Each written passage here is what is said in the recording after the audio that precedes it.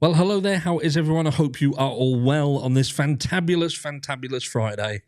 And this is video 2 of 2, and you're looking absolutely amazing. So let's get straight into the meat and potatoes. As it's Friday, and I know that you guys don't always have a massive amount of time to look at certain things. And that's where I think for some people, they struggle to understand that. In the description of this video, there is a link, and that link is going to take you to Get a Clue's video. And Get a Clue's video very, very intricately goes through the DNA situation with respect of the knife sheath. And I know some people, what they're going to think. And I think this is where the angst comes from, the frustration, if you like. And that is that some people will have Bryan Kohberger as, we believe he's guilty. We believe he's 100% guilty. We've seen the information that we need to see in order for us to be convinced. And those people frustrate people like myself. They frustrate people like Get a Clue, CLOPENNY, for those of you who know who CLOPENNY is. I will just say that the Get a Clue video, a lot of that, if not all of that, I do believe that the report itself that Get a Clue goes over was given to him by CLOPENNY. It was her who found it. Now, there are multiple reports out there. We're going to touch on one in a second, but absolutely are we not going to be going through it, and I'll explain why. People just don't have time. People don't have time, and I think what you have to do is to be real with yourself, okay?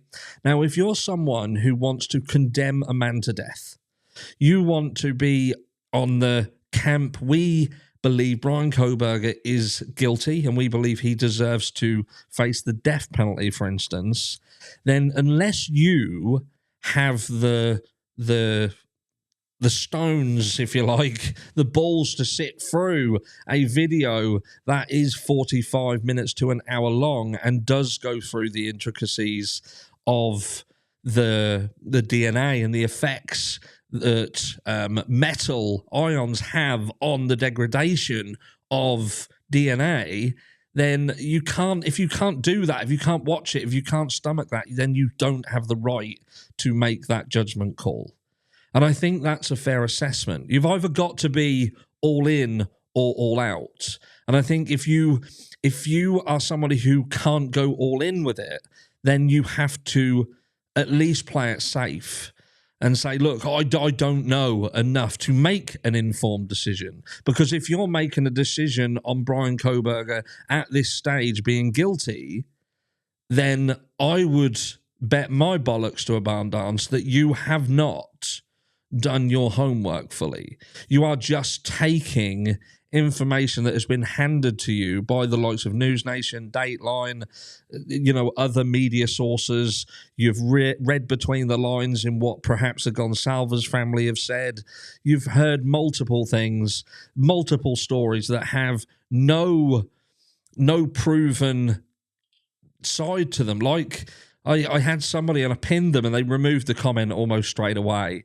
But they were talking about the reason why Bryan Kohberger is guilty. And he was talking about Bryan Kohberger setting cameras up to spy on his neighbor. And I thought to myself, are we still doing this? Are we genuinely still having these conversations? That you believe Bryan Kohberger is guilty because he was caught setting up cameras, watching it. And I thought, where the fuck does that even come from? Where did that information come from? Where has that been proven? But anyway, I digress. What we're talking about in this is DNA degradation on specific materials, and one being brass. Now, what you'll find if you go over to Get a Clue, and look, like I say, you can do your homework yourself, but I know that a lot of people just don't have the time, and I appreciate that fully. I appreciate that not everybody can sit through hour-long videos, and it can get boring, it can get monotonous, but sometimes cases like this are boring and monotonous, and you have to go into the mud to come out with the gold. Things worth having don't come easy.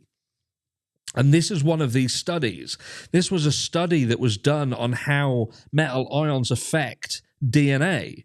And they tested. The one thing that I will say is they used saliva in these, so it was a different DNA is DNA at the end of the day. But what I'm trying to say is in these, because I know some people will turn around and say, yes, but that was this and this was this. I know these were done with saliva, and they were done at volumes to enhance the tests, it would seem, not so much using the quantities that law enforcement would find. For instance, there isn't a study that is done testing this on a sample that matches the sample size in the Idaho 4 case. That's what I'm getting at. But the important thing to understand from this is the degradation. And it says that DNA, out of the 11 metals assessed, brass exhibited the strongest PCR inhibitory effects for both custom and quantifiler trio quantitation assays. And people are going to listen to that and they're going to be, what the fuck does that even mean? And that's when they start to switch off.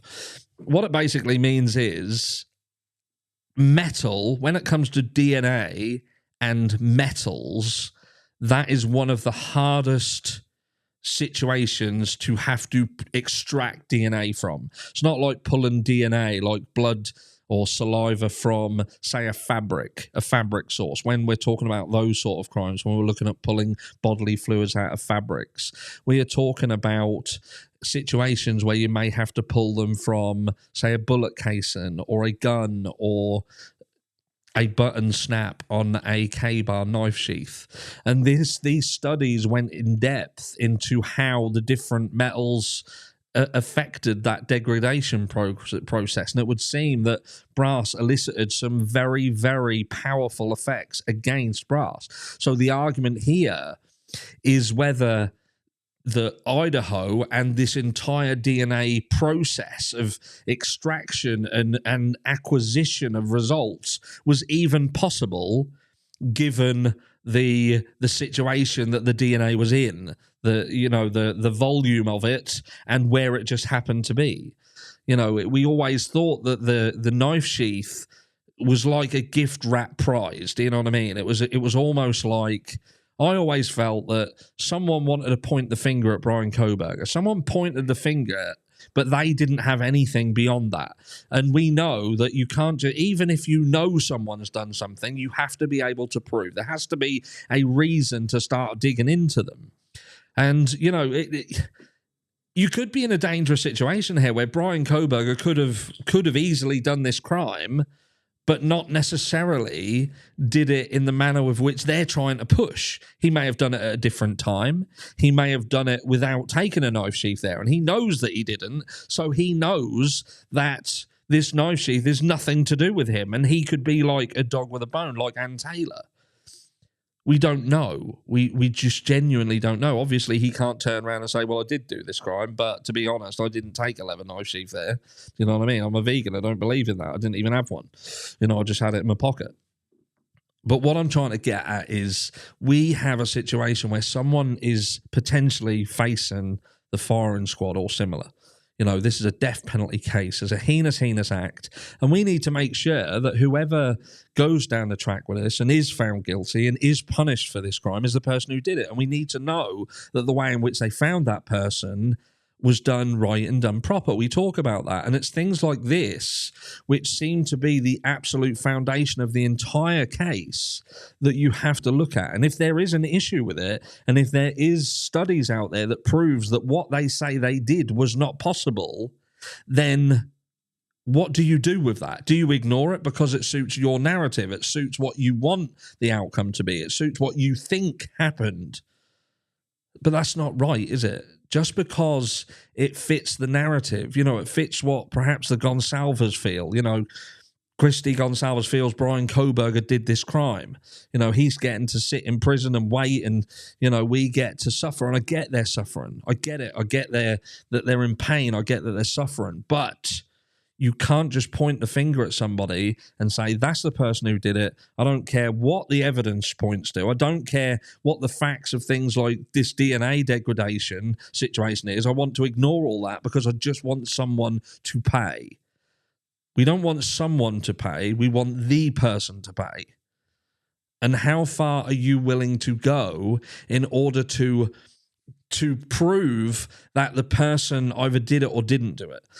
Again, and what I mean by that, I mean, if you are we believe Brian Koberger is guilty, how far have you done, or how far have you gone in trying to understand what you need to have happened in order for that to be factual?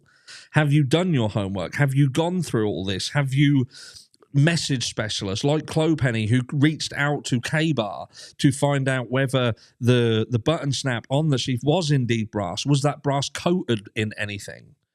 In order to really dig in and find out the intricacies of this and the nuances of what we have here. Have you done that?